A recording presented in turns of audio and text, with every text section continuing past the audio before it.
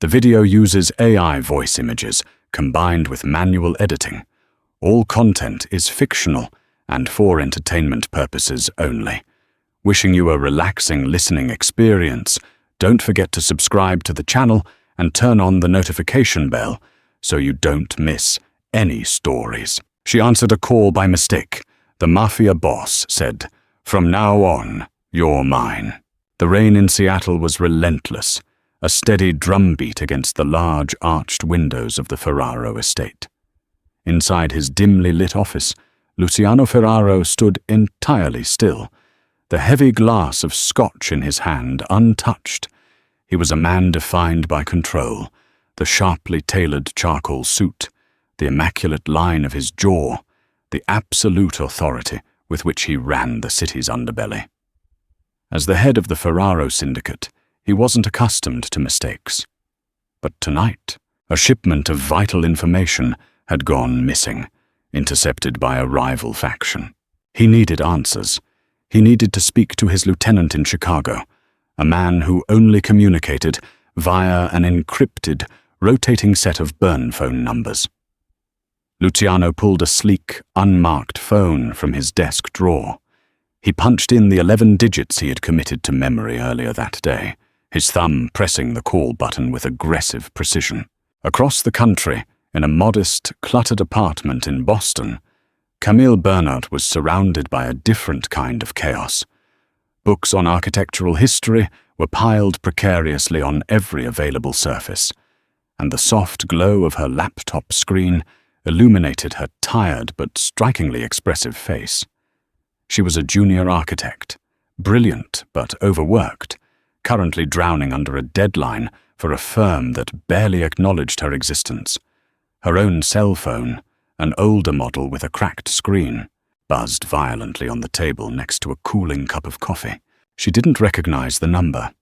It looked strange, international perhaps, or routed through some strange server.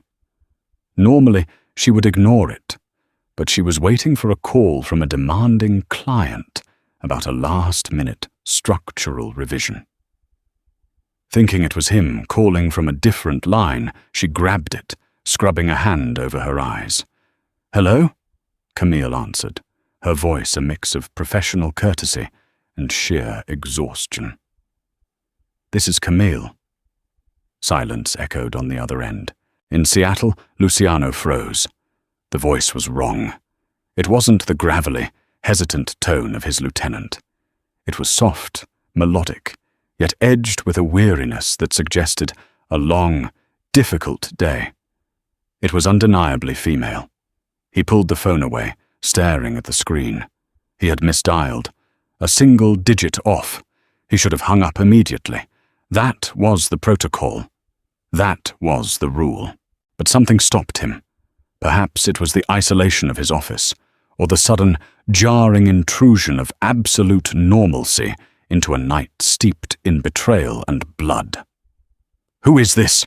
Luciano demanded, his voice a low, dangerous rumble that commanded immediate submission.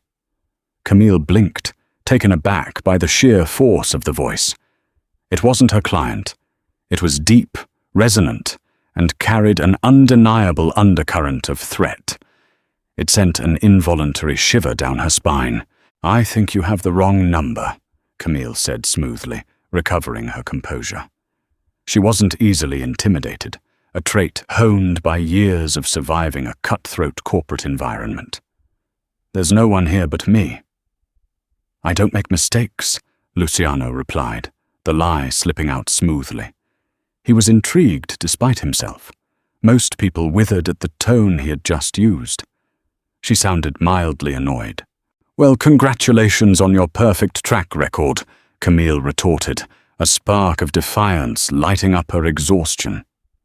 "But unless you're calling to discuss the load-bearing capacity of reinforced concrete, you've definitely messed up today. Have a good night." She moved to hang up, but his voice stopped her. "Wait." The command was sharp. Camille paused, her finger hovering over the end call button. "Yes? What are you doing awake at this hour?" Luciano asked, surprising himself with the question. It was past 2 in the morning on the East Coast. Working, Camille sighed, leaning back in her chair. Trying to keep a roof over my head by designing roofs for other people. Look, I don't know who you are. Luciano. The name slipped out before he could stop it. A dangerous concession. Luciano. She tested the name, finding it fit the dark velvet of his voice. Well, Luciano, I have a deadline, and you clearly have someone else you need to be intimidating. A rare, fleeting smirk touched Luciano's lips. She was fearless. Or foolish. Perhaps I do. But right now, I am talking to you, Camille. He had caught her name earlier. It suited her. Not for much longer, she warned.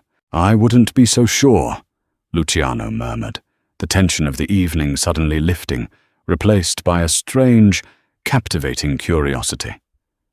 I find your lack of deference refreshing.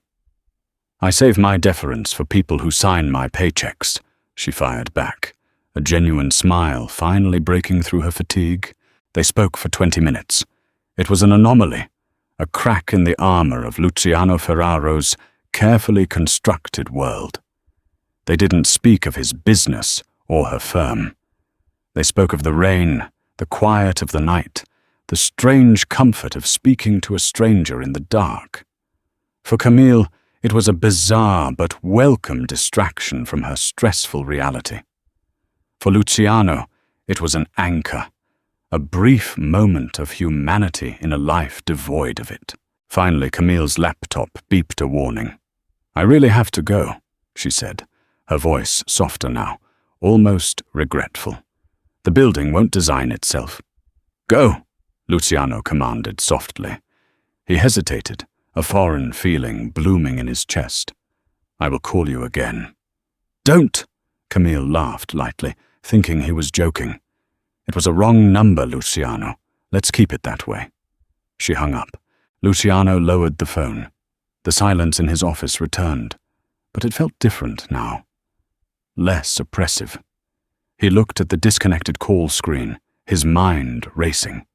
He had enemies to find, an empire to protect. But as he looked out at the Seattle rain, his thoughts kept drifting back to a tired, defiant voice in Boston. He tapped the screen, saving the number under a single initial. C. From now on, he whispered to the empty room, a vow forming in the shadows of his mind. You're mine. He didn't know how or when, but Luciano Ferraro always got what he claimed. He turned back to his desk, the missing shipment suddenly taking a back seat to a far more interesting problem. But as he reached for his secure line to finally contact Chicago, a frantic knock shattered the quiet of his office.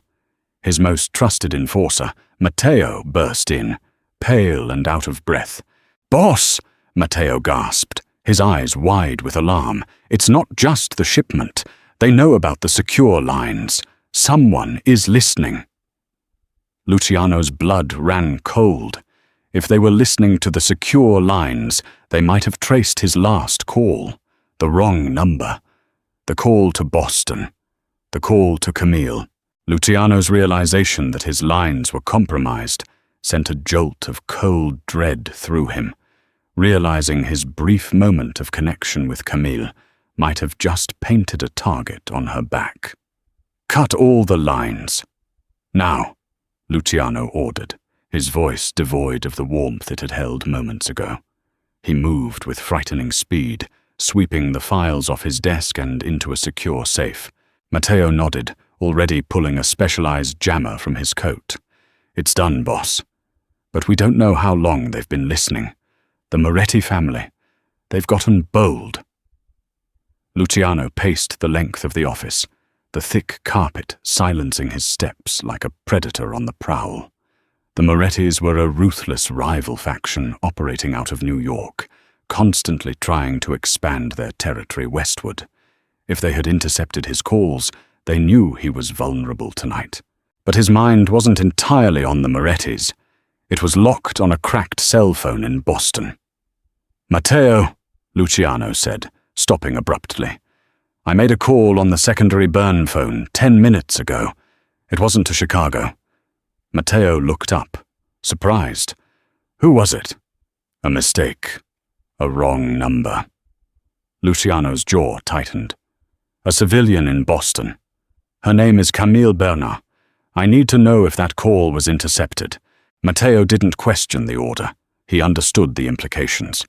If the Morettis thought this Camille was a contact, an asset, or leverage, she was in immediate danger.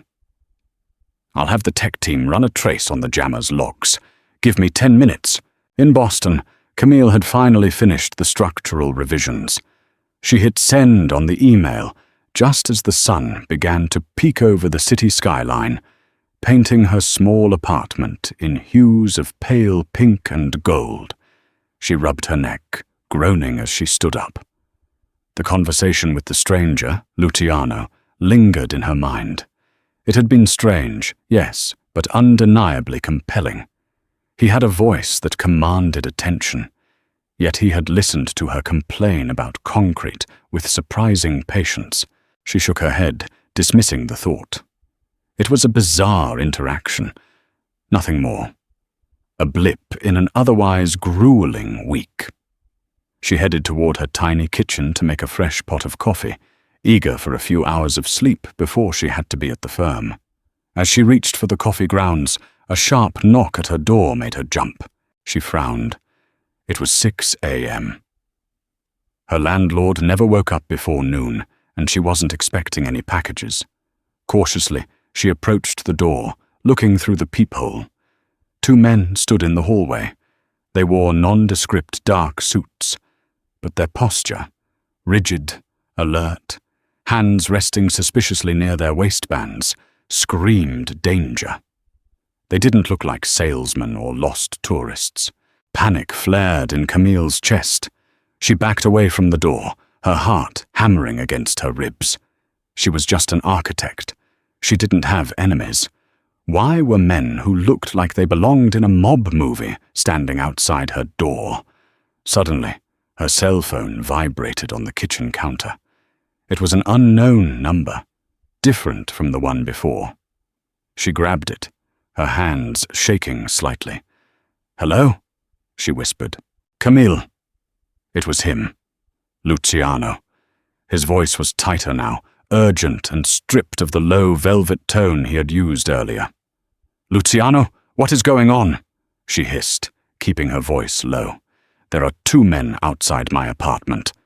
"Listen to me very carefully," Luciano commanded, the authority in his voice absolute. "Do not open the door. Move away from all windows. Are there any other exits?" "Only the fire escape in the bedroom," she stammered, fear threading through her words. "Who are they? Why are they here?" "They are looking for me, and unfortunately, I led them to you," Luciano admitted, the guilt bitter on his tongue. "I am sending someone to get you. He will be there in exactly 3 minutes. You need to be ready to run." "Run? I can't just leave. I have a job, a life." "If you stay, you won't have a life," Luciano interrupted, his tone chillingly blunt. "They think you belong to me, Camille, and in my world, that makes you a target." The heavy thud of a fist against her apartment door echoed through the small space. "Open up, Miss Bernard," a gruff voice yelled from the hallway. "We just want to talk." Camille covered her mouth to stifle a gasp, her eyes wide with terror. She was entirely out of her depth, pulled into a dangerous undertow she didn't understand. "Camille," Luciano's voice softened slightly over the phone, a tether in the terrifying storm. "Trust me. Go to the fire escape. Now." She didn't have a choice. She turned and ran toward her bedroom, grabbing her purse and a heavy drafting compass from her desk, the only weapon she could find.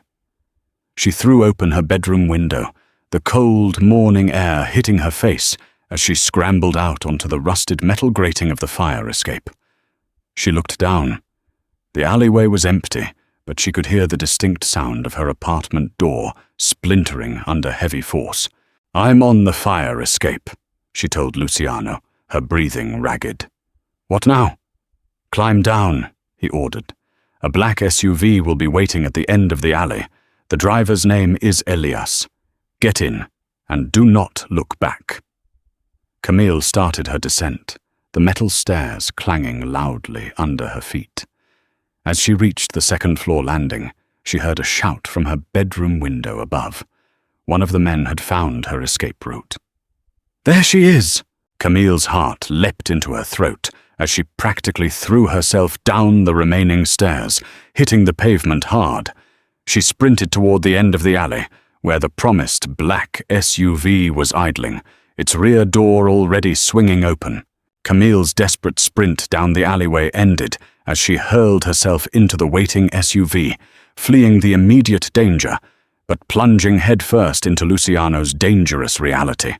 The heavy door of the SUV slammed shut behind her, cutting off the sounds of pursuit. Camille collapsed against the leather seats, gasping for air, her knuckles white around her purse. "Drive," a voice commanded from the driver's seat. It was Elias, a broad-shouldered man with a stoic expression who navigated the narrow Boston streets with alarming speed and precision. Camille pressed her face against the tinted glass, watching her familiar neighborhood blur past. The adrenaline was fading, replaced by a cold, seeping shock. Her apartment had been broken into. Men were chasing her, all because she had answered a wrong number.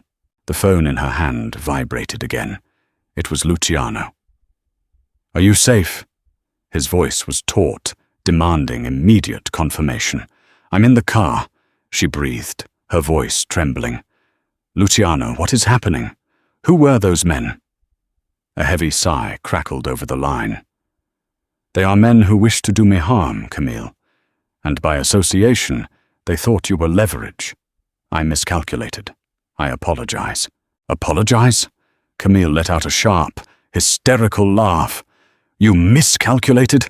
My door is in splinters. I don't even know you." "You know enough," Luciano replied smoothly. "You know I can protect you. Elias is taking you to a secure location. You will be safe there until I handle this situation." "I don't want a secure location. I want to go to the police. I want my life back." "The police cannot help you against the Morettis," Luciano said, his tone turning dark, patient, but immovable. "If you go to them, you will be dead before the sun sets. You are in my world now, Camille. The rules are different here." "I didn't ask to be in your world," she shouted, frustration finally breaking through her fear. "I know," he said softly. The genuine regret in his voice caught her off guard, momentarily halting her anger. "And I swear to you, I will make this right. But for now, you must trust me." Camille looked at the phone, then up at Elias, who was watching her impassively through the rearview mirror. She was completely at their mercy. She had no choice but to trust the voice on the phone, the man who had caused this disaster, but also the only one offering a way out. "Fine," she snapped, her architectural mind already trying to impose order on chaos. "But when I see you, you are going to explain everything, every single detail." "I look forward to it," Luciano murmured. The line clicked dead. For hours, Elias drove them out of the city, trading the urban sprawl of Boston for the dense, isolating forests of upstate New York. They finally arrived at a sprawling, modern compound hidden behind high concrete walls and an iron gate. It was austere, fortified, and utterly secluded. Elias escorted her inside, handing her off to an older woman named Rosa, who offered her a quiet room and a change of clothes. Camille, exhausted and overwhelmed, collapsed onto the plush bed, sleep claiming her instantly. When she woke, the room was bathed in the dim light of early evening. She felt a strange sense of displacement.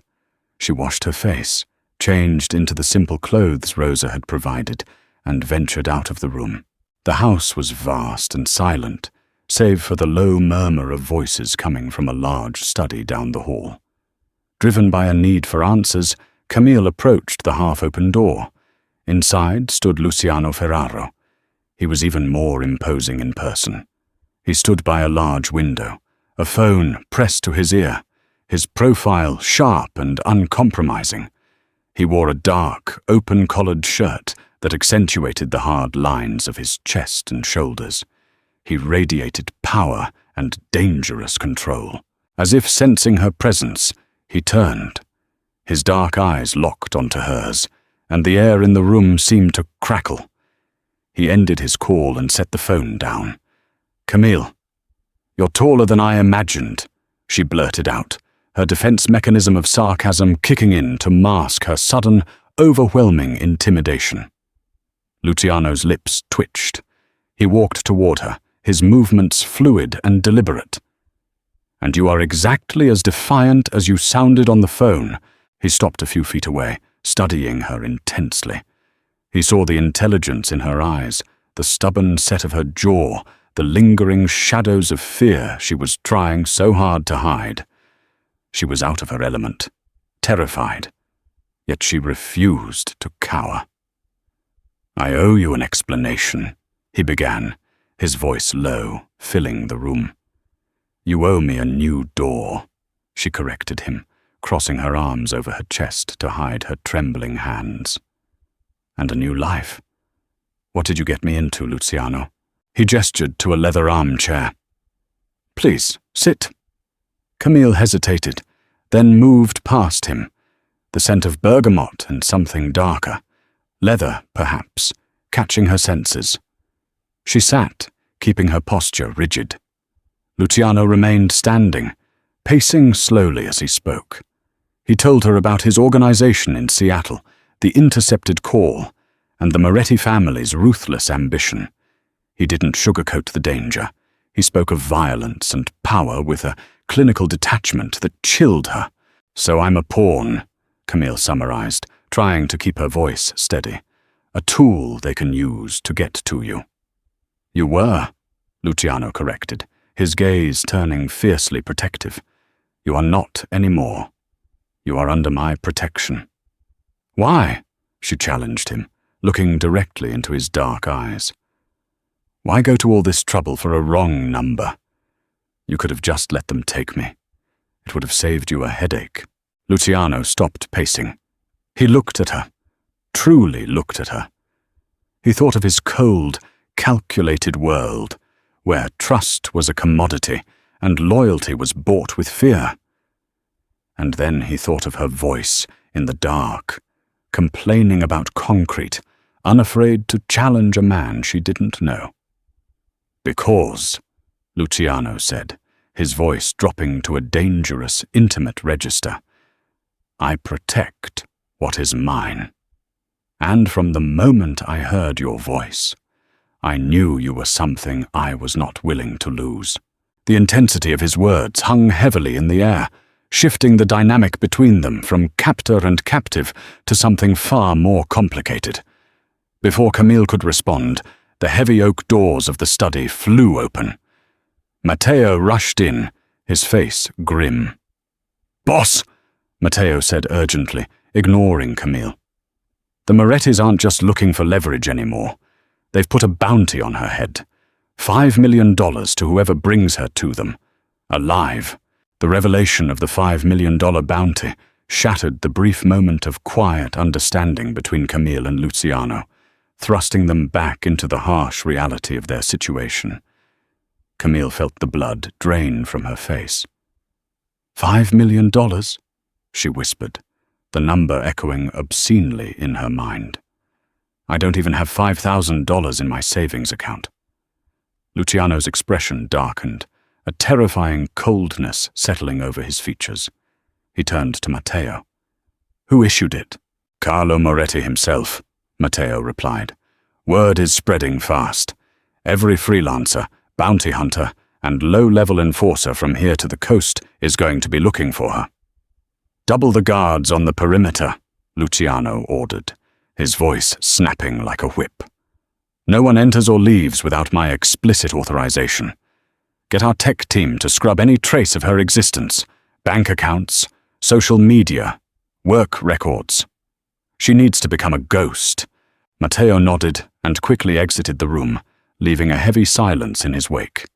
Camille stood up, her legs feeling like lead. "A ghost? You're going to erase my life." "I'm going to save your life," Luciano corrected, stepping closer to her. The intimidating aura he projected toward Matteo softened slightly as he looked down at her. "As long as you are Camille Bernard, the architect from Boston, you are a walking target. Here, within these walls, you are safe." "I'm a prisoner," she countered, her voice shaking with a mix of anger and sheer panic. "This is a very nice cage, Luciano, but it's still a cage." He didn't deny it. "It is a necessity. The Morettis are not men who negotiate. If they find you, they will use you to break me. And when they are done, they will kill you." The blunt truth of his words hit her like a physical blow. She wrapped her arms around herself, trying to ward off the chill that had settled deep in her bones. She was entirely dependent on a man who ran a criminal empire. "How long?" she asked, her voice small. "How long do I have to stay hidden?"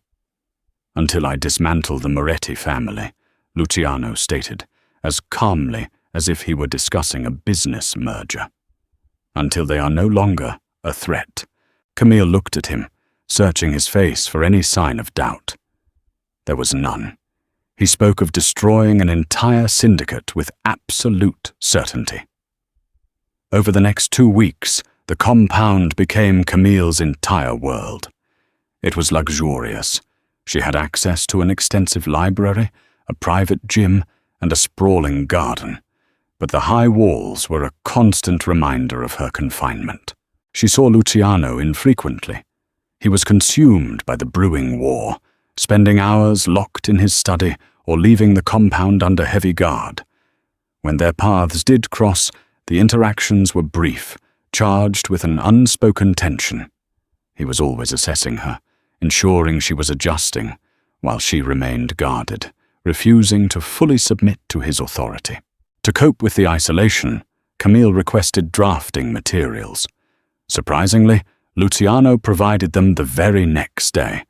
The highest quality vellum, expensive pens, and a specialized drafting table set up in a sunlit room overlooking the gardens. One late evening, she was hunched over the table, meticulously redesigning the compound's outdated security gates, a project she had taken on simply to keep her mind sharp. She didn't hear him enter until he spoke. "You are changing the load distribution on the hinges." Camille jumped, her pen slipping. Luciano was standing behind her, his jacket off, his tie loosened. He looked exhausted, the shadows under his eyes betraying the toll of the conflict. "The current design is inefficient," she said, recovering quickly. She tapped the paper. "The weight of the reinforced steel is stressing the mortar on the pillars. If someone rammed it with a heavy vehicle, the gates wouldn't break, but the pillars would collapse inward." Luciano leaned closer, his arm brushing against hers. The heat radiating from him was palpable. He studied her intricate sketches, his sharp mind quickly grasping the architectural logic. "And your solution?"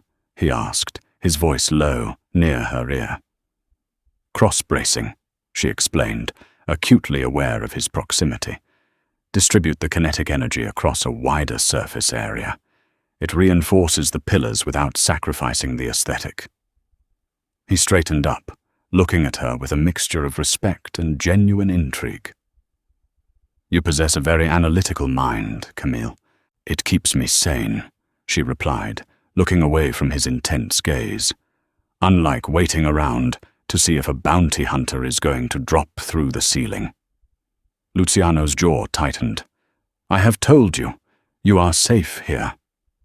"I'm safe because I'm useful leverage to them, and a point of pride for you," she challenged, turning to face him fully. I'm just another problem you have to manage, like a bad shipment or a rival family. He stepped closer, closing the distance between them until she was backed against the drafting table. The air crackled with sudden, volatile energy. Do not insult my intelligence, or yours, by pretending that is all you are to me, he said, his voice a dark, rough whisper. Camille held her breath. Then what am I, Luciano? He looked down at her, his eyes tracing the line of her cheek, the stubborn set of her mouth. He raised a hand, his knuckles lightly grazing her jawline. The touch was startlingly gentle for a man capable of such violence. You are the only person who looks at me without fear, he confessed softly. You are the only quiet I have found in a very loud life. The confession hung in the air, heavy and unexpected. Camille felt her heart hammering against her ribs, not from fear this time, but from something entirely different. A dangerous pull toward the man behind the monster. Before she could process his words, a sharp, blaring alarm pierced the quiet of the compound, flashing red emergency lights painting the room in a sinister glow. Luciano's demeanor instantly snapped back to the ruthless boss. He grabbed his weapon from his shoulder holster. "Stay here," he ordered, his eyes hard. "Do not move." The blaring alarms shattered the fragile, intimate moment between Luciano and Camille, signaling that her golden cage had just been compromised. "What's happening?" Camille grabbed his arm as he turned to leave, panic rising in her chest. Luciano gently but firmly detached her hand. "The perimeter has been breached. Lock the door behind me. Do not open it for anyone but me or Matteo." He didn't wait for her response, vanishing into the hallway. The heavy oak door clicked shut, and Camille immediately threw the deadbolt, her hands shaking so badly she could barely turn the lock. Outside her room, the compound erupted into chaos. The sounds of heavy boots sprinting on hardwood floors shouted commands in Italian, and the terrifying distant crack of gunfire echoed through the massive house. The Morettis had found her. The $5 million bounty had been enough to tempt someone to assault Luciano Ferraro's stronghold. Camille paced the room like a caged animal. She couldn't just wait here, passively. Her mind, trained to analyze structural weaknesses and find solutions, went into overdrive. She remembered the blueprints she had studied while redesigning the gates. There was a secondary panic room, built into the foundation of the old wine cellar, accessible through a concealed service stairwell near the east wing. The gunfire grew louder, closer. They were inside the house. She couldn't rely on the wooden door to hold. Grabbing her drafting compass, her meager but only weapon, she unlocked the door and peered into the hallway. It was empty, the emergency lights casting long, eerie shadows. She slipped out, heading toward the east wing. Her heart hammered a frantic rhythm against her ribs. Every creak of the floorboards sounded like a gunshot to her heightened senses. As she rounded a corner, she froze. Two men in tactical gear were moving down the corridor, checking rooms. They weren't Luciano's men. Camille pressed herself flat against the wall, holding her breath. They were moving toward her. She needed a distraction. She saw a heavy bronze vase on a pedestal a few feet away. Calculating the distance, she threw her drafting compass hard against a glass display case at the opposite end of the hall. The glass shattered with a loud crash. "Check it out," one of the men grunted, and they both hurried toward the noise. Camille seized the opportunity, sprinting silently toward the concealed service door. She found the hidden latch, pushed it open, and slipped into the dark, narrow stairwell leading to the cellar. Meanwhile, in the main foyer, Luciano was a force of terrifying violence. He and his men had pinned the intruders down, engaging in a brutal, calculated firefight. His only thought, however, was getting back to the east wing. Matteo slid behind a marble pillar next to him, returning fire. "It's a strike team, boss. Highly organized. They hit the weak point in the west wall. Hold them here." Luciano commanded, his voice cold and flat. "I'm getting Camille." He broke cover, moving with lethal efficiency through the corridors, eliminating 2 intruders who crossed his path. When he reached the room where he had left Camille, he found the door open and the room empty. A cold terror, sharper than any bullet, pierced his chest. "Camille!" he roared, the sound echoing down the empty hall. He saw the shattered glass in the distance and moved toward it, his mind racing. They couldn't have taken her without a fight. She was too stubborn. He tracked her movements, finding the slightly ajar service door. He plunged into the darkness of the stairwell, his weapon raised. In the cellar, Camille was struggling with the heavy steel door of the panic room. The biometric scanner was disabled. It required a manual override code she didn't know. Footsteps echoed on the stairs behind her. Slow, deliberate. She spun around, backing against the steel door, a heavy wine bottle clutched in her hand like a club. A figure emerged from the shadows. "Drop it, sweetheart," a coarse voice sneered. It was one of the mercenaries, his gun pointed directly at her chest. "Moretti wants you alive, but he didn't say you couldn't be bruised." Camille raised her chin, refusing to let him see her terror. "You're going to have a hard time collecting that bounty when Luciano finds you." The man laughed, a cruel, grating sound. "Ferraro is dead by now. Now come here." He reached for her. Camille swung the bottle with all her might, smashing it against the side of his head. He stumbled back, cursing violently, blood pouring from a gash above his eye. Enraged, he lunged at her, backhanding her across the face. Camille hit the floor hard, pain exploding in her cheek. She tasted blood. The man stood over her, raising his gun, abandoning his orders to bring her in alive in a fit of rage. "Don't move!" A voice, colder than the grave, echoed through the cellar. The mercenary froze. Luciano stood at the base of the stairs. He didn't yell. He didn't run. He simply raised his weapon and fired a single, precise shot. The mercenary collapsed. Luciano was beside Camille in an instant, dropping his weapon and pulling her into his arms. His hands ran frantically over her arms, her face, checking for injuries. When he saw the blood on her lip and the bruising starting on her cheek, a dark, murderous rage flared in his eyes. "I'm so sorry," he whispered, his voice thick with emotion as he held her tightly against his chest. "I failed you." Camille clung to him, the adrenaline crashing out of her, leaving her trembling violently. She buried her face in his shoulder, the scent of gunpowder and his familiar bergamot grounding her. "You found me," she breathed. Luciano pulled back slightly, framing her face with his hands. The mask of the controlled Mafia boss was entirely gone, replaced by raw, desperate vulnerability. "I will always find you," he vowed softly. He helped her to her feet, his arm securely around her waist. The gunfire above had ceased. Matteo's voice echoed down the stairwell. "Boss, the perimeter is secure. They're all down." Luciano nodded, guiding Camille toward the stairs. "We are leaving. Tonight." "Where are we going?"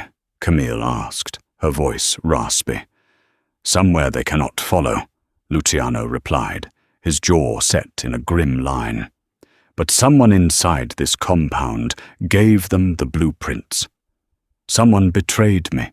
The realization that there was a traitor within his own ranks forced Luciano to abandon his stronghold, taking Camille across the world to the only place he truly felt safe. They left the compound within the hour, slipping into the night in an unmarked vehicle.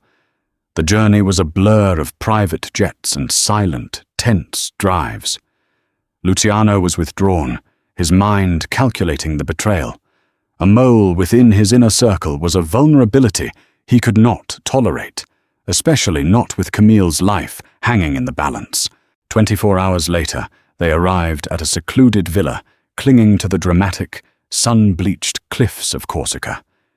It was a stark contrast to the dark, rain-soaked world of Seattle or the oppressive walls of the New York compound.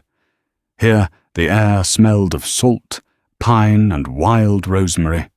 The Mediterranean Sea stretched out endlessly, a brilliant, blinding blue. This was Luciano's ancestral home, an off-the-books sanctuary known only to Matteo and a few loyal guards. As they stepped onto the sprawling terrace, Camille finally felt a fraction of the tension leave her shoulders. The warmth of the sun felt like a balm on her exhausted body. "It's beautiful," she murmured, looking out over the water. Luciano stood beside her, watching her instead of the view. The bruising on her cheek was a dark, purple reminder of his failure. "It belonged to my grandfather. It is one of the few places in the world where I can truly breathe." He turned to her, his expression serious. "We are safe here, Camille. The Morettis do not know of this place. You can rest." For the next few weeks, the Corsican villa became a strange, tranquil purgatory. With the immediate threat neutralized, the frantic energy of their escape faded, replaced by the slow, languid pace of island life. Camille found herself adapting. She spent her days sketching the ancient architecture of the nearby villages, swimming in the private cove, and slowly, cautiously, letting her guard down. The most profound change, however, was in Luciano. Removed from the constant pressure of his syndicate, the hardened exterior began to crack. He wasn't just the ruthless boss anymore. He was a man who enjoyed strong espresso in the morning, who read classical philosophy, and who watched her with an intensity that made her breath catch. They fell into a routine. Every evening they ate dinner together on the terrace as the sun set, painting the sky in fiery colors. The conversations, initially guarded, deepened. One evening, over glasses of local red wine, Camille finally asked the question that had been bothering her since Boston. "Why you?" she asked softly, tracing the rim of her glass. "How does a man who reads Marcus Aurelius become the head of a crime syndicate?" Luciano leaned back in his chair, his eyes fixed on the horizon. He didn't bristle at the question. He seemed almost relieved she had asked. "Inheritance," he answered simply. "My father was a hard man. He built the Ferraro family with blood and fear. When he was killed, I was 22. I had two choices: take control or let his enemies slaughter our family. I chose control." He looked back at her, his gaze heavy with unspoken burdens. "I thought I could change it from the inside, make it cleaner, more structured. But violence is a disease, Camille. It infects everything it touches. To survive in this world, I had to become colder than the men trying to kill me." "But you aren't cold," she argued softly. "Not completely. If you were, you would have let the Morettis take me." "You are my exception," he stated, his voice a low rumble. "You are the one thing I refuse to sacrifice to this life." He reached across the table, his hand covering hers. The warmth of his skin sent a jolt of electricity up her arm. Camille didn't pull away. She turned her hand over, intertwining her fingers with his. It was a quiet surrender. She was falling for the man who had ruined her life, and surprisingly, she found she didn't want her old life back. The next few days were bathed in a delicate, undeniable romance.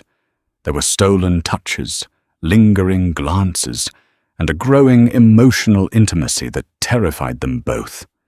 Luciano was protective, but fiercely respectful of her independence, encouraging her architectural designs and listening to her ideas with genuine admiration. One afternoon, they were walking along the rocky path down to the private beach. Camille slipped on a loose stone, and Luciano caught her, his strong arms wrapping around her waist, pulling her flush against his chest. The world seemed to stop. They stood on the edge of the cliff, the sound of the waves crashing below them, staring into each other's eyes. The tension that had been building between them for weeks finally snapped. Luciano lowered his head, his lips meeting hers. It wasn't rushed or demanding. It was a slow, deliberate exploration, an anchor dropped into stormy seas. Camille kissed him back, her hands tangling in his dark hair, yielding to the overwhelming pull she felt toward him. When they finally parted, both breathing heavily, Luciano rested his forehead against hers. "I love you," he whispered, the words feeling foreign but undeniably true on his tongue. "I have loved you since you yelled at me about concrete." Camille laughed softly, a sound of pure joy. "I love you too, you impossible man." For a brief, shining moment, they were just two people deeply in love under the Corsican sun. But reality, especially in Luciano's world, never stayed buried for long. That evening, as they returned to the villa, Matteo was waiting on the terrace. His face was ashen, his usual stoic demeanor shattered. "Boss," Matteo said, his voice trembling slightly. "It's Chicago. Your lieutenant, he's dead, and they found the mole." Luciano's entire body went rigid. The softness he had shown Camille vanished instantly, replaced by the terrifying aura of the capo. "Who?" Luciano demanded. Matteo looked at Camille, a deep sorrow in his eyes, before turning back to his boss. "It wasn't one of the men, boss. It was Rosa, the housekeeper." The revelation that Rosa, a woman who had served the Ferraro family for decades, was the traitor struck Luciano like a physical blow, reminding him that in his world, trust was an illusion. "Rosa," Luciano repeated, the name tasting like ash in his mouth. The sweet, older woman who had given Camille her first change of clothes at the compound. The woman who had practically raised him after his own mother died. "Are you certain?" "We intercepted a wire transfer from a Moretti Shell corporation directly into an account under her maiden name," Matteo explained grimly. "She traded the blueprints to the New York compound for enough money to retire in Sicily. She also gave them the encrypted frequencies." Luciano turned away, walking to the edge of the terrace and gripping the stone balustrade until his knuckles turned white. The betrayal was absolute, severing one of the few remaining ties to his past. He felt Camille step up beside him, her presence a quiet, steadying force. "What happens now?" she asked softly, placing a hand on his tense back. "I have to return to Seattle," Luciano said, his voice tight with suppressed rage. "The Morettis think they have crippled me by taking out my Chicago lieutenant and compromising my network. If I do not strike back immediately, the other families will smell blood. The syndicate will tear itself apart." Camille felt a cold knot form in her stomach. The idyllic peace of Corsica was evaporating, replaced by the violent reality she had tried to ignore. "You're going to war." He turned to face her, taking her face in his hands. "I am going to end this. Carlo Moretti needs to be removed from the board entirely. It is the only way to ensure your safety permanently." "Then I'm coming with you," Camille stated, her chin lifting in that familiar, stubborn way. "Absolutely not," Luciano shot back, his protective instincts flaring. "It is too dangerous. You will stay here with a security detail. Corsica is still unknown to them." "No, Luciano," she argued, stepping closer to him. "I spent my life letting other people dictate my path, my firm, my clients. Then I got dragged into your world, locked in a compound, and hunted. I am not sitting on an island waiting to see if the man I love comes back alive. If we are in this together, we are in it together." Luciano stared at her. She was asking to walk back into the fire. He wanted to refuse her, to lock her away where she would be safe. but he saw the fierce determination in her eyes. She wasn't a fragile thing to be hidden. She was a partner. "You will stay in the Seattle penthouse," he conceded slowly, realizing he couldn't deny her agency. "It is a fortress. You do not leave, and you are surrounded by my most trusted guards at all times. Do we have a deal?" "Deal," she agreed, though she hated the compromise. Within hours they were back on the private jet, leaving the sun behind for the grey, relentless rain of Seattle. The penthouse was exactly as Luciano described, a luxurious, high-tech fortress overlooking the city skyline. It was beautiful, but cold. As soon as they arrived, Luciano was consumed by the syndicate. The living room became a war room, filled with maps, secure laptops, and hard-faced lieutenants. Camille felt useless. She watched Luciano transform back into the ruthless boss, commanding men, authorizing strikes, and orchestrating the downfall of the Moretti Empire. He was brilliant, strategic, and utterly terrifying. She saw the heavy toll it took on him, the sleepless nights, the constant tension, the emotional detachment required to order violence. She tried to be his anchor, brewing strong coffee, forcing him to eat, and reminding him of the man she had fallen in love with in Corsica. The conflict escalated rapidly. The Ferraro family hit Moretti's illegal casinos in New York, crippling their cash flow. In retaliation, the Morettis attacked a Ferraro shipping hub. It was a bloody, costly war of attrition. One evening, a week into the conflict, Luciano returned to the penthouse looking worse than she had ever seen him. His suit was ruined, and there was dried blood, not his own, on his cuffs. He bypassed the war room and walked straight into the master bedroom, collapsing onto the edge of the bed. Camille followed him silently. She wet a washcloth with warm water and knelt in front of him, gently wiping the blood from his hands. "It is nearly over," Luciano said, his voice ragged, staring blankly at the wall. "We have pushed Carlo Moretti into a corner. He has requested a sit-down, a parley." Camille stopped. "Is it a trap?" "Almost certainly," Luciano admitted. "But it is an opportunity I cannot ignore. If I can eliminate him there, the Moretti family will fracture. The war ends." "You can't go if you know it's a trap," she pleaded, panic rising in her chest. "Let Matteo handle it, or send a team." "It must be me," he insisted, finally looking at her, his eyes hollow. "In this world, a capo does not hide behind his men when it is time to finish a war. If I don't go, I look weak." "I don't care how you look to them," she cried, gripping his hands tightly. "I care about you coming back to me." He pulled her up into his lap, holding her tightly against him. "I will come back to you. I promised you, Camille. I survive this, and then I am done. I will step down." She pulled back, looking at him in shock. "Step down?" "I am transferring control of the legitimate businesses to a board, and the rest I am dismantling," he confessed, the decision solidifying as he spoke the words aloud. "I have enough money to disappear 10 times over. I don't want this life anymore. I want you." It was a staggering declaration. A Mafia boss didn't just walk away.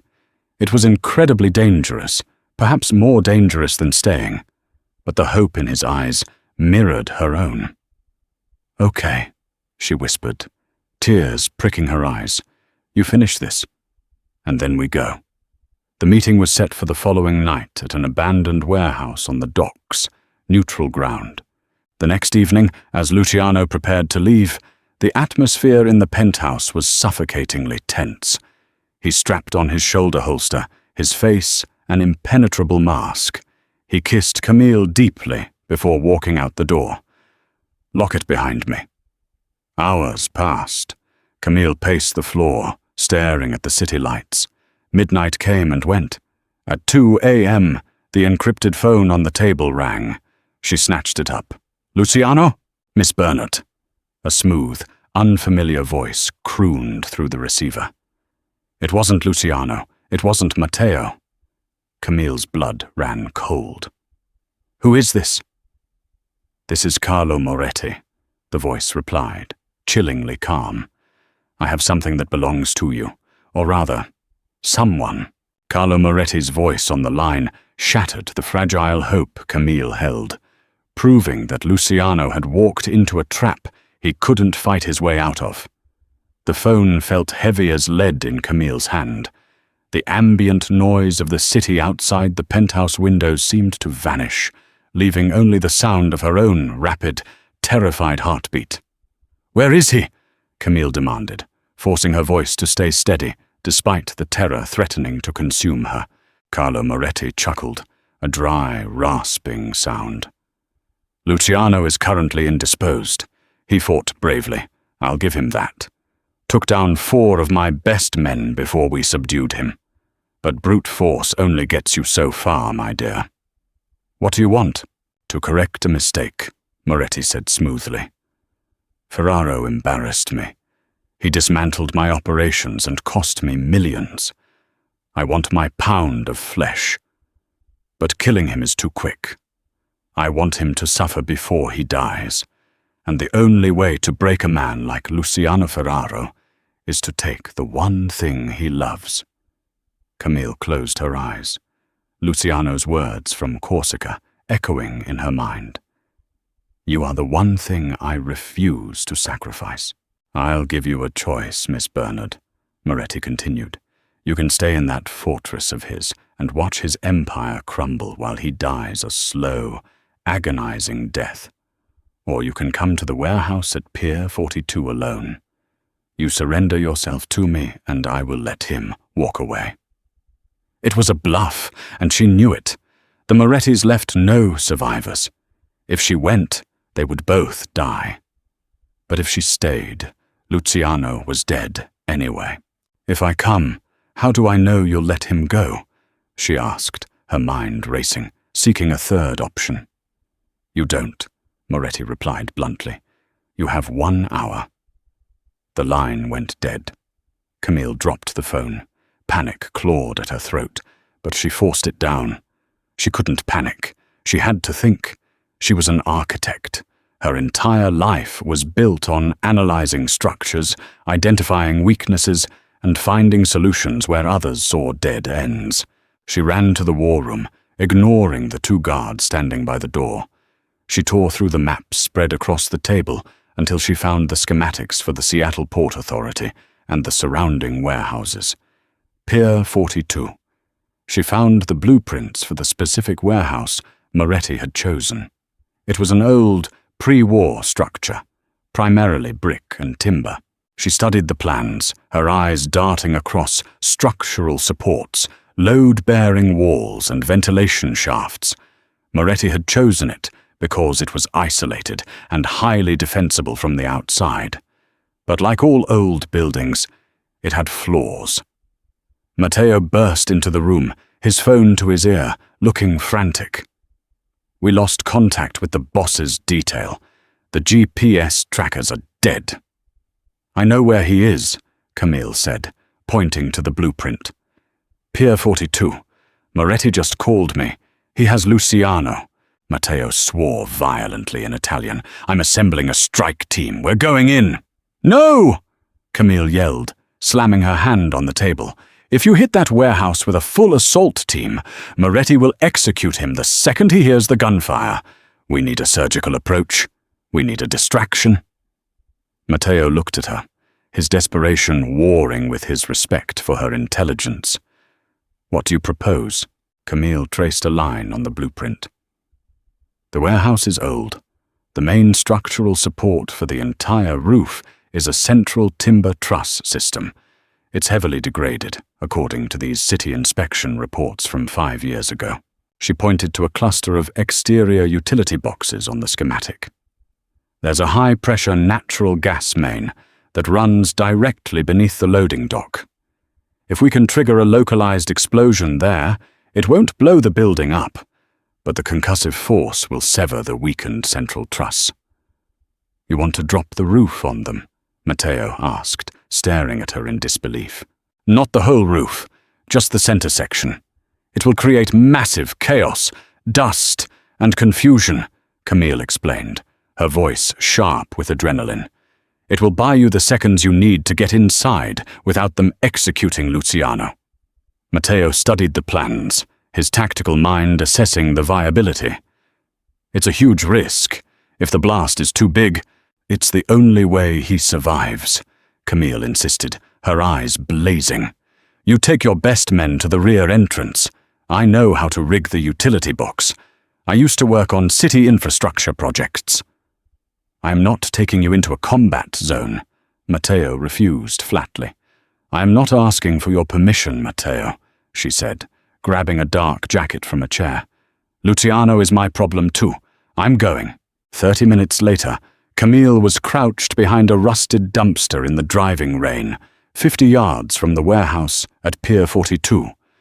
Matteo and 4 heavily armed men were hidden in the shadows near the rear loading doors. The warehouse was heavily guarded. Moretti's men patrolled the perimeter. Camille clutched a modified electronic detonator Matteo had provided, wired to a small-shaped charge they had quietly attached to the gas main valve under the dock. She was terrified, her hands shaking so violently she could barely hold the device.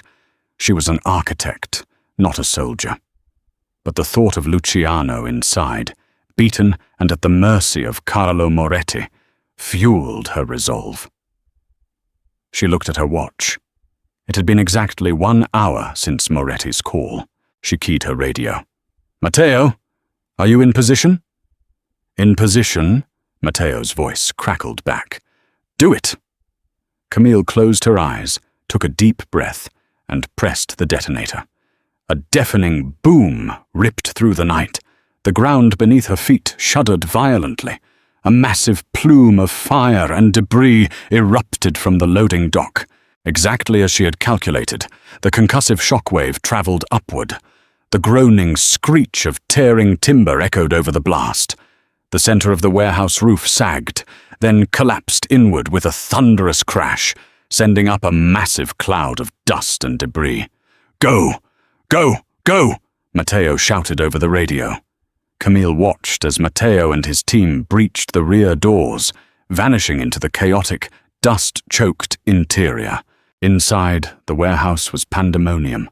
The collapsed roof had crushed several of Moretti's men and plunged the building into near-total darkness, illuminated only by the emergency lights and the fire from the loading dock. Luciano was tied to a chair in the center of the room, battered and bleeding, but alive. The sudden explosion had thrown Carlo Moretti and his guards to the ground. Before Moretti could recover, Matteo's team descended like wraiths from the dust cloud, firing with deadly precision. The element of surprise and the sheer chaos of the structural failure gave them the absolute advantage. Through the ringing in her ears, Camille heard the sharp, sporadic crack of gunfire from inside. She waited, agonizing minutes ticking by, unable to see anything through the smoke. Suddenly, the side door of the warehouse burst open. A figure emerged, supporting another heavily injured man. Camille broke cover, running through the rain. As she got closer, she saw Matteo, and leaning heavily on him, covered in blood and dust, was Luciano. The daring rescue had saved Luciano's life. But the war wasn't over until the Ferraro syndicate was entirely dismantled from the inside out. Camille sprinted toward them, her heart leaping into her throat. Luciano looked terrible. His face was bruised, a deep cut slashed across his forehead, and he was favoring his left leg. But when he saw her running through the rain, he pushed away from Matteo, standing on his own. "Camille," he choked out, his voice hoarse from the dust. She threw herself into his arms, not caring about the blood or the dirt. He held her fiercely, burying his face in her wet hair, drawing ragged breaths as if she were the only oxygen left in the world. "You dropped a building on me," he muttered, a rough, incredulous laugh escaping his lips. "I calculated the load distribution," she sobbed into his chest, clutching his ruined jacket. "I knew it wouldn't hit the center of the room. Moretti is dead," Matteo reported grimly, approaching them. "The blast distracted them long enough. We took out the rest of his command structure, inside." Luciano nodded slowly, the adrenaline fading, leaving him swaying slightly. "Get us to the secure clinic. And Matteo, initiate Protocol Omega." Matteo's eyes widened slightly, but he didn't argue. "Understood, boss." The next few days were a blur of sterile white rooms and hushed voices. Luciano was confined to a bed in a heavily guarded, off-the-books medical facility. He had broken ribs, a fractured leg, and severe contusions, but he was alive. Camille rarely left his side, sleeping in an uncomfortable chair next to his bed. The danger had passed. Moretti was dead, but a heavy tension still hung over them. Luciano had promised to step down, but she knew walking away from a criminal empire wasn't as simple as handing in a resignation letter. On the third day, Matteo entered the clinic room carrying a thick leather briefcase. He looked exhausted, the weight of the past few days etched deeply into his features. "It's done, Luciano," Matteo said, setting the briefcase on the small table. "Protocol Omega is complete." Luciano pushed himself up in the bed, wincing at the pain in his ribs. He reached out and took Camille's hand, pulling her closer. "Explain it to her," Luciano instructed Matteo. Matteo looked at Camille. "Protocol Omega is a scorched earth exit strategy. For the past 48 hours, we haven't just been cleaning up the Moretti mess. We've been liquidating the Ferraro syndicate." Camille stared at him, stunned. "Liquidating? All of it?" "All the illegal operations," Luciano clarified, his voice regaining some of its old strength. "The gambling, the extortion, the protection rackets. I surrendered the territories to the smaller, local factions, creating a power vacuum that will keep them fighting each other instead of looking for me. The legitimate businesses, the real estate, the shipping, have been transferred to a blind trust managed by a board of directors who think I died in the warehouse explosion." "You faked your death?" Camille asked, her mind struggling to catch up. "It is the only way to ensure they never come looking for us," Luciano said softly, his thumb tracing the back of her hand. To the underworld, Luciano Ferraro died in the collapse at Pair 42, taking Carlo Moretti with him. It is a fitting end to the legend. "And what about you, Matteo?" Camille asked, looking at the loyal enforcer. Matteo offered a rare, genuine smile. "I am officially a wealthy retired security consultant moving to Europe. I'm done with the life too." Luciano gestured to the briefcase. "In there are new passports, new identities, and enough clean, untraceable funds to live comfortably anywhere in the world."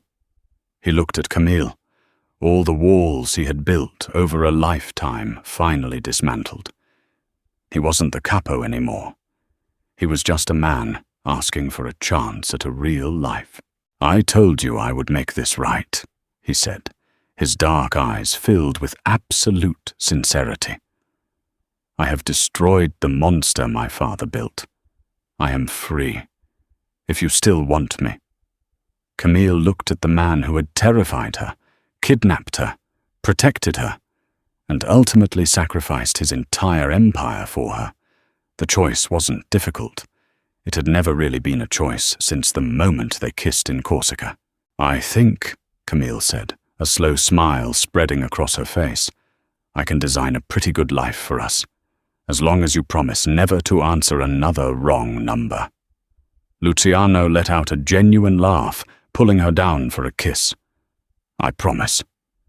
2 weeks later, the rain of Seattle was a distant memory. The sun beat down on a small, vibrant coastal town in southern Spain. Camille sat at a table outside a small cafe, sketching the intricate ironwork of a nearby balcony. She looked relaxed, healthy, and entirely at peace. The chair opposite her scraped back, and Luciano sat down. He wore light linen clothes, his face healed save for a small, fading scar on his forehead. He looked younger, the heavy burden of command completely gone from his shoulders. He placed a small velvet box on top of her sketchbook. Camille stopped drawing. She looked from the box to his face, her heart doing a familiar flutter. "We have new names, a new country, and a blank slate," Luciano said, his voice a low, intimate murmur meant only for her. "But there is one thing I want to make permanent." She opened the box. Inside rested a stunning, vintage diamond ring, elegant, intricate, and perfectly suited to her architectural tastes. "Camille," he said, reaching across the table to take her hand. "From the moment I heard your voice, you changed my world. You made me want to be a better man. Will you marry me?" Tears blurred her vision, but she didn't hesitate. "Yes. Absolutely, yes." He slipped the ring onto her finger, lifting her hand to kiss her knuckles. They sat there in the warm Spanish sun, two people who had survived a violent storm and found an unexpected, beautiful peace on the other side. It had started with a mistake, a wrong number dialed in the dead of night. But as Luciano looked at the woman who had saved him in every way a man could be saved, he knew it was the most perfect mistake he had ever made. Years later, the echoes of their dangerous past have faded, replaced by the quiet, beautiful reality they built together from the ashes. 5 years had passed since the warehouse at Pier 42 collapsed, burying the legacy of Luciano Ferraro under tons of concrete and timber. In a sun-drenched architectural firm in Barcelona, Camille, now known as Elena Rossi, stood before a large presentation board. She was concluding a pitch for a sustainable, modern art museum design to a group of prestigious clients. She spoke with confidence, her brilliance shining through, unburdened by the crushing corporate hierarchy she had once endured in Boston. She was a senior partner now, her talent finally recognized and celebrated. "The structure," Camille explained, gesturing to the sleek glass and steel model, "is designed to bend with the wind, not resist it. True strength isn't about being immovable. It's about adaptability." "Thank you." The clients applauded enthusiastically, clearly impressed. As they filed out of the conference room, Camille let out a satisfied sigh, gathering her notes. The door opened again, and a man walked in. He carried 2 small espressos, the aroma filling the room. He wore a tailored, casual suit, his dark hair threaded with a few distinguished strands of silver. He moved with a quiet, grounded confidence, entirely different from the predatory grace of his past. "You were brilliant as always," Luciano, now operating under the name Leo Rossi, said, handing her a cup.